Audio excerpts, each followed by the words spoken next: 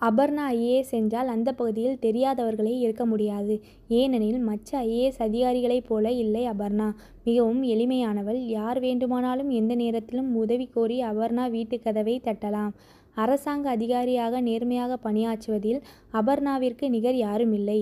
இவள் தேர்தல் அலுவலராகவும் நியமிக்கப்பட்டதால் நகரம் முழுவதும் சுற்றி பணப்பட்டுவாடா, பணப்பறிமுதல் போன்றவற்றை நேரம் காலமின்றி கண்காணித்தாள். சொந்தக்காரரை என்றாலும் பிடிபட்டு விட்டால் அபர்ணாவிடம் தயவு தாட்சண்யம் இருக்காது. அவ்வளவு ஏன், அவள் கணவராக இருந்தாலுமே இதே நிலைதான். எத்தனை அனுபவங்கள்! ஏன்தான் இந்த மக்கள் ஆட்டு மந்தை போல பணம் இருக்கும் அரசியல்வாதிகளிடம் சரணடைகிறார்களோ என்று எண்ணி மனம் பொறுமும். மதிய உணவுக்காக வீட்டுக்குள் நுழைந்த அபர்ணா உஷ் என்று அமர்ந்தாள். வெயில் என்னமா கொளுத்துகிறது! அப்போது வீட்டு பணிப்பெண் மங்கம்மா பரபரவென்று உள்ளே நுழைந்தாள். அம்மா மன்னிச்சுக்கோங்க, இன்னைக்கு கொஞ்சம் லேட் ஆயிடுச்சு என்றாள். அது சரி, உங்களுக்கும் ஏதாவது அவசர வேலை இருக்கும் இல்லையா?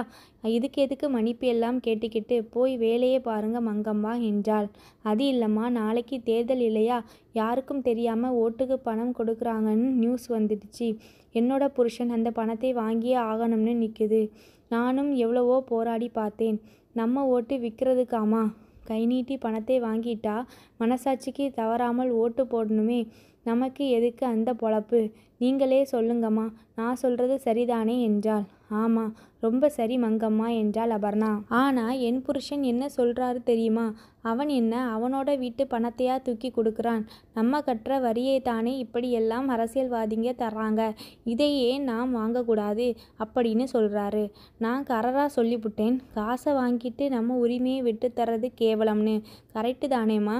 அபர்ணாவினால் இதற்கு பதில் சொல்ல முடியவில்லை. மங்கம்மாவின் நிலை அவளுக்கு தெரியும். 100 ரூபாய் என்றாலும் அது மங்கம்மாவை பொறுத்தவரை பெரிய தொகைதான். அவளின் நேர்மை அபர்ணாவை அதிசயமடைய செய்தது.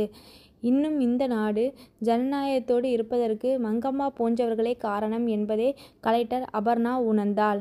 நன்றி. இந்த கதை உங்களுக்கு பிடித்திருந்தால் நம்ம சேனலை சப்ஸ்கிரைப் செய்து சப்போர்ட் பண்ணுங்க.